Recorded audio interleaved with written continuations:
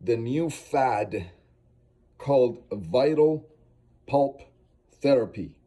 Every case that I post, either one or two or a few of you write a comment under my post.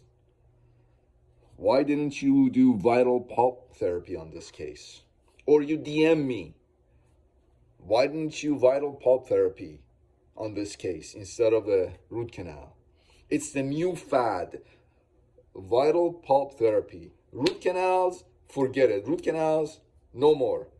Every case, why didn't you do vital pulp therapy? Vital pulp therapy is a new fad now. Even though we've been doing vital pulp therapy for decades, but apparently nowadays some of you have suddenly come up with the idea of vital pulp therapy. Vital pulp therapy, yes, it can be done. Multiple studies have shown it has actually very good success rate, 81 to 96%, I believe. But who does vital pulp therapy is also extremely important. Who does it? Who does vital pulp therapy? You very likely can't do vital pulp therapy because you very likely don't even use a rubber dam. You don't use sodium hypochlorite for irrigation. Even if you do use sodium hypochlorite, you dilute it so much so that it's basically now water. You use saline for a few seconds for your irrigation. You very likely use lidocaine for your irrigation. You cannot do vital pulp therapy because you don't even know the basic concepts of endodontics. I'm afraid to say that without sugarcoating things. Now you want to do vital pulp therapy. You don't even use a rubber dam. You want to do vital pulp therapy. Vital pulp therapy is very technique sensitive. And it's not as easy as you think.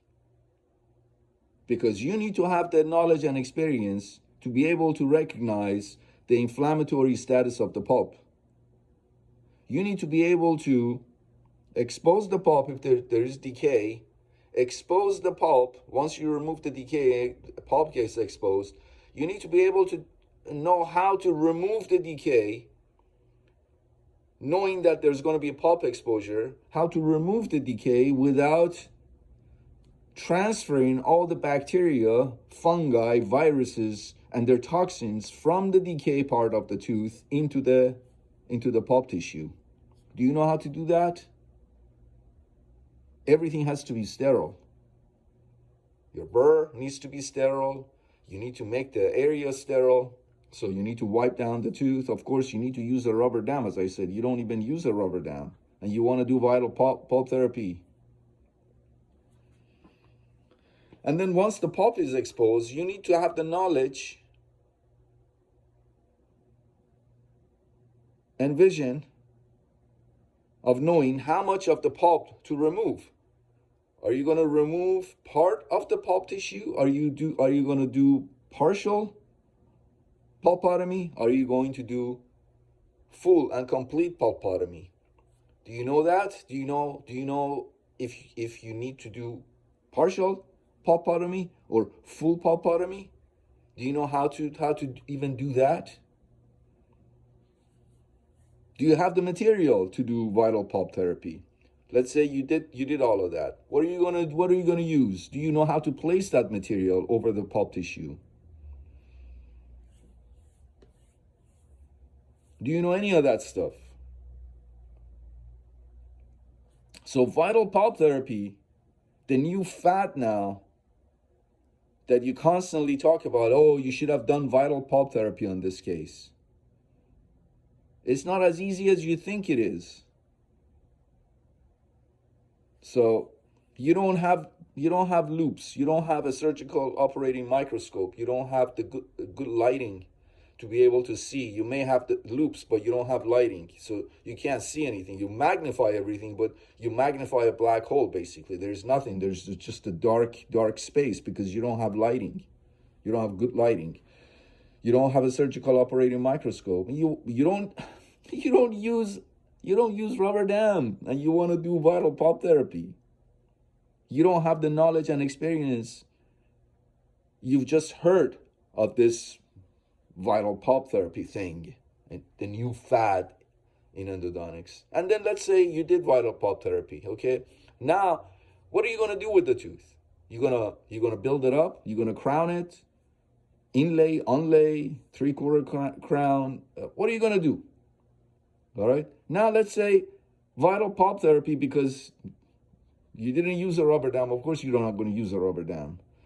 And of course, you don't know all the things that I told you about the knowledge and experience of recognizing the pulpal status of the inflammatory status of the pulp and everything else that I talked about. Now, let's say this tooth, now your vital pulp therapy failed, and this patient is in a lot of pain now and needs a root canal. You already charged the patient for vital pulp therapy and the buildup afterwards, and 3/4 crown or permanent restoration. Now this patient needs a root canal. What's going to happen? Who's going to do the root canal? Who's going to pay, because you're going to have to go through the crown? Can you go through the crown and do the root canal, or are you going to refer the patient out to an endodontist for the root canal? Who's going to pay for all of that stuff? Who's going to pay for the new crown? Who's going to pay for the root canal? So don't just throw out, oh, vital pulp therapy. You should have done vital pulp therapy on this case. It's not as easy as you think it is. It's very technique sensitive. It requires a lot of knowledge and experience to do it properly. All right. When a dentist refers a patient to me, they want something that they can work on. They want a tooth that they can work on. They don't want to wait on us to see if for 2 years, a year, 6 months, 2 years, for us to see if this vital pulp therapy thing worked or not. They refer the patient to me to do something solid with a good, strong success rate. Send the patient back so they can get the patient going on, perhaps maybe that tooth is going to be part of a bridge. If the tooth is going to be part of a bridge, and I did vital pulp therapy on this tooth, and the dentist puts a bridge on this tooth, let's say a 3-unit bridge, a 4-unit bridge, and now suddenly this patient needs a root canal because vital pulp therapy failed, what's going to happen? I'm going to have to go through the bridge to do it. Who's going to be responsible for all of that stuff? So, vital pulp therapy, when it's done properly, has a good and high success rate. But as I said,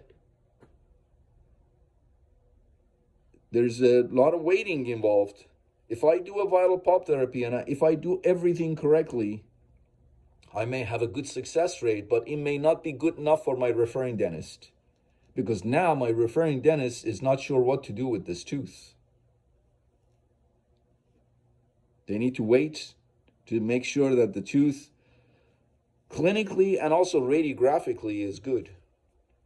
So I put my referring dentist in a situation where they don't want to be put in. And also the patient is now in limbo. The patient doesn't know how long to wait. I don't know how long the patient should wait. A few months. The dentist now needs to put his treatment planning on hold. His treatment on hold for this patient for a while until we make sure that the vital pulp therapy worked. Right? So it's not as easy as you think it is. So to just throw out a term and say, hey, this, root canals are done with. Vital pulp therapy from now on. All right. Watch this video a few times, because I know I'm going to get all kinds of questions. I've already answered a lot of those questions here. So watch this video a few times before you start asking me questions. Vital pulp therapy success rate خوبی داره. یعنی استادیایی که کردن، خیلی استادیای خوبی هم کردن، استادیای بزرگی هم کردن، بین 81% تا بعضی جاها 96% سکسس ریت داشته، موفقیت داشته. ولی وایتال پاپ تراپی رو کی بکنه هم مهمه. هر کسی نمیتونه وایتال پاپ تراپی بکنه، به خاطر اینکه خیلی وایتال پاپ تراپی خیلی تجربه احتیاج داره و علم احتیاج داره. شما که رابردم استفاده نمی کنی، شما میخوای وایتال پاپ تراپی بکنی؟ شما که رابردم استفاده نمی کنی، سدیم هایپوکلوراید استفاده نمی کنی، به جای رابردم کاتن رول میذاری و پنبه میذاری و نمیدونم این چیزا میذاری و به جای سدیم هایپوکلوراید 5.5% 6% لایروکین استفاده میکنی و سیلین استفاده میکنی. بعدم شستشو فقط 10 ثانیه است. شما میخوای وایتال پاپ تراپی بکنی؟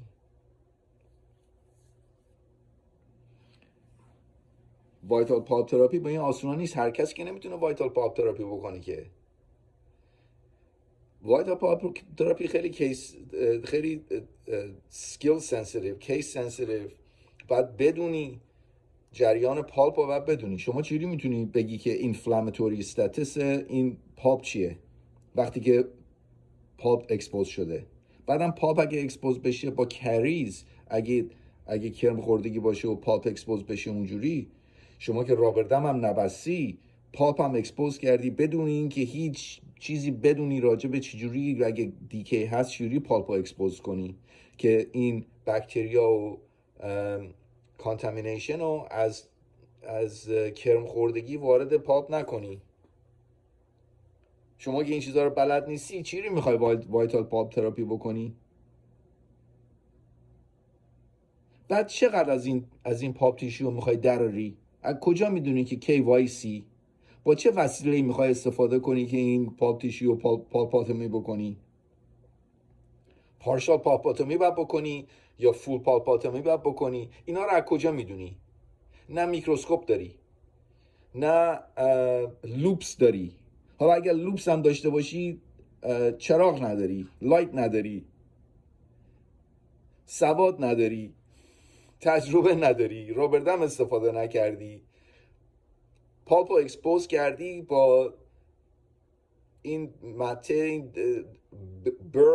با این بری که کانتامینیت بوده، از توی کرم خوردگی رفته وارد پالپ شده. یعنی میکروب و باکتریا و همه چی، تاکسین و همه چی، آشغالا رو وارد پالپ تیشو کردی و میخوای وایتال پاپ تراپی بکنی؟ حالا بگو اومدی هم وایتال پاپ تراپی هم کردی، درسته؟ این دندون میخوای کراونش کنی حالا، یا میخوای دندون رو مثلا بیلداپش کنی یا پرش کنی یا آنلیش کنی یا اینلیش کنی یا نمیم 3/4 کراونش بکنی یا هر کاری که میخوای بکنی. از مریضم پول گرفتی. حالا این کارا رو که همه رو که اشتباه کردی، این هم که پول گرفتی، بعد اگه رود کانال داشته باشه، حالا چیکار میخوای بکنی؟ کی خرج تمام این چیزا رو باید بده؟ دوباره مریض باید بده؟ این خرابکاریایی که کردی دوباره میفته گیر مریض، دست مریض باید خرج اینا رو بده. آقا شما میگم یه چیزی مد میشه میفته تو دهنتون، تو دهن که میفته شروع میکنین انگار که مثلا انگار که دیگه تموم شد، دیگه همه چی باید دیگه وایتال پاپ تراپی بشه. اصلا رود کانال دیگه رفت، تموم شد دیگه. رود کانال دیگه نباید، هیچ دندون نباید رود کانال بشه، همه دندونا دیگه باید وایتال پاپ تراپی بشه.